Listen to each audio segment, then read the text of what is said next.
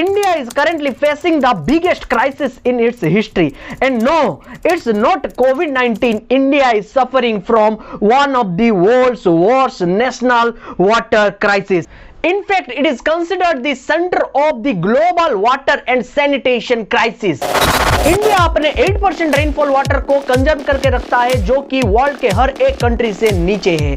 पर इंडिया के पास वर्ल्ड के 4% वाटर रिसोर्स है और उसे वर्ल्ड के 16% पॉपुलेशन को भी मैनेज करना पड़ता है। आप लोग जानते ही होंगे, पिछले साल हरियाणा, यूपी, तेलंगाना, राजस्थान जैसे बड़े बड़े स्टेट्स में वाटर क्राइसिस बहुत ही ज्यादा भयानक हो गया था और नीति आयोग का माने तो 2021 तक इंडिया के करीब करीब 21 बड़े बड़े सिटीज में ग्राउंड वाटर लेवल हद से ज्यादा गिर जाएगा। Is it not alarming for you? गर्मी हद से ज्यादा बढ़ गई है, कोरोना का सेकेंड वेव तक आ गया है, इलेक्शन धड़ाधड़ हो रहे हैं, पर कोई भी नेता वाटर क्राइसिस के ऊपर कोई बात नहीं कर रहा है, या फिर आप भी ना इसके बारे में सोच रहे हो ना इसके बारे में पूछ रहे हो। क्या आपके घर तक जब तक प्रॉब्लम नहीं आएगा तब तक आप चुप क्यों? ऐसा आज मैं ऐसे ही एक टॉपिक के ऊपर बात करूंगा जिसको हम एक क्राइसिस ही नहीं समझते, जिसको हम एक प्रॉब्लम ही नहीं समझते, और मैं ऐसे ही सेंसिटिव टॉपिक्स के ऊपर हमेशा बात करता हूं। इसलिए इस चैनल को सब्सक्राइब करें और इस वीडियो को हर एक जगह पर शेयर करें ताकि लोगों के अंदर एक जागरूकता बढ़े और लोग इसके बारे में बात करना शुरू करें।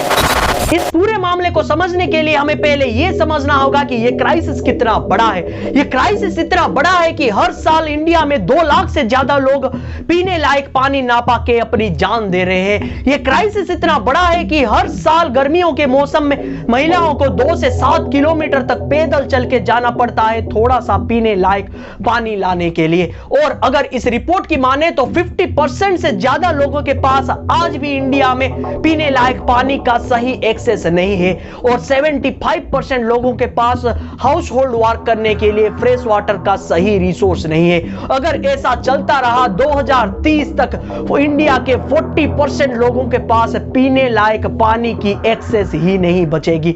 और CWMI की अगर रिपोर्ट माने तो 2050 तक इंडिया को अपनी जीडीपी के 6% सिर्फ वाटर क्राइसिस को मैनेज करने में लगाना पड़ेगा और इंडिया की जीडीपी उतना है ही नहीं। और एक हार्ड फैक्ट यह भी है कि एक 20 litre water can never solve it. इस पूरे वाटर क्राइसिस का सबसे बड़ा कॉज वही है जो हम और आप स्कूल के लेवल से पढ़ते आए हैं पर उसके ऊपर कभी ध्यान ही नहीं दिया, वाटर मिसमैनेजमेंट। जब तक गर्मी का मौसम आ नहीं जाता तब तक हम नहीं सुधरते। पाइप से पानी वैसे ही बहता रहता है पर हमें कोई फर्क नहीं पड़ता। एक छोटे से साइकिल को धोने के लिए हम इतना पानी बहा देते हैं कि उससे पूरा एक घर धोया जा सके। और इंडिया का शायद ही ऐसा कोई गली होगा, शायद ही ऐसा कोई टाउन होगा जहां का पीएचडी पानी का नल सही सलामत होगा, वहां से पानी नहीं रिस रहा होगा। ये सारे जितने भी प्रॉब्लम थे उसको तो हम आम इंसान सोल्व कर सकते हैं, पर नेशनल लेवल पर जो वाटर मिसमैनेजमेंट होता है उसे कौन सॉल्व करेगा, उसे कौन समझाएगा? उसको समझने के लिए हम एग्रीकल्चरल वाटर मिसमैनेजमेंट को एक एग्जांपल के तौर पर ले सकते हैं। इंडिया 80% वाटर अपने एग्रीकल्चरल फील्ड पर यूज करता है और बाकी 20% अपने हाउस होल्ड वर्क के लिए। और आप लोग जान के दंग रह जाएंगे कि वर्ल्ड बैंक का एक रिपोर्ट यह कहता है कि इंडिया का एग्रीकल्चरल जीडीपी पर 1 लीटर फ्रेश वाटर सिर्फ और सिर्फ $0.5 है और उस वक्त चाइना का $1.6 है और इजराइल अपनी 1 लीटर पानी से $3.9 कमाता है। और सबसे हैरान कर देने वाला बात यह है कि लास्ट 3 डेकाड से इंडिया का पर लीटर एग्रीकल्चरल आउटपुट बढ़ा ही नहीं है। और सबसे बड़ा शॉकिंग फैक्ट यह है कि इस तरह का कोई भी रिपोर्ट इंडिया का गवर्नमेंट सामने लाता ही नहीं है, इस तरह का कोई भी डिस्कशन नहीं होता है ताकि लोग इस पूरे प्रॉब्लम को सही तरीके से गहराई से समझ सके। और शायद ही हमें इन सब से फर्क पड़ता होगा, पर फर्क पड़ना चाहिए गवर्नमेंट को भी और आम इंसान को भी। हमें बदलना पड़ेगा, बदलने का टाइम आ गया है। गवर्नमेंट को भी और हमको मिलके इस पूरे क्राइसिस को समझना पड़ेगा और संभालना भी पड़ेगा। वेस्ट वाटर मैनेजमेंट कैसे होगा, हाउस होल्ड वर्क से जो भी वेस्ट वाटर निकलता है उसको कैसे हम रीयूज कर सकते हैं, उस मामले में ध्यान देना पड़ेगा। इजराइल और सिंगापुर से हमारे गवर्नमेंट को कुछ सीखना पड़ेगा। कैसे वेस्ट वाटर को रीयूज करके ड्रिंकिंग लायक बनाया जा सके उसके ऊपर ध्यान देना पड़ेगा।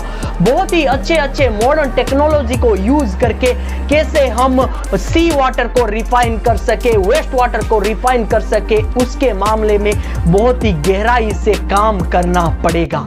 और सबसे पहले गवर्नमेंट को यह करना चाहिए कि हमारे पास जो पहले से स्टोरेज स्पेस है, traditional method like dug well, pit well, step well है, उसको मेंटेनेंस करके फिर से काम में लाना चाहिए। Like soak pit in Punjab, artificial glacier in Ladakh, watershed management in Maharashtra and Madhya Pradesh, उन सारे चीजों को रिवाइव करके हमें रेन वाटर को हार्वेस्ट करना पड़ेगा।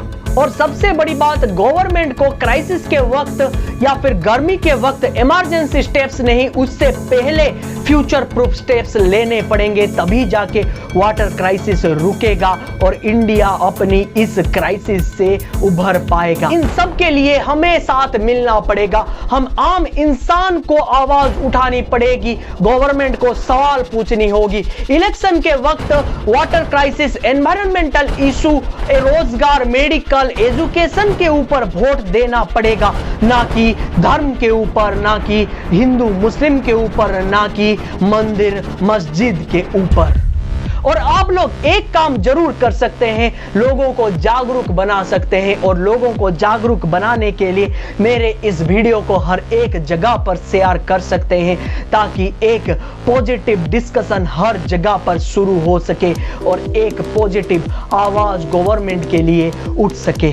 और इस चैनल को जरूर सब्सक्राइब कीजिए, क्योंकि मैं ऐसे ही मुद्दों पर हमेशा वीडियो बनाता हूं जिसके ऊपर कोई बात नहीं करता।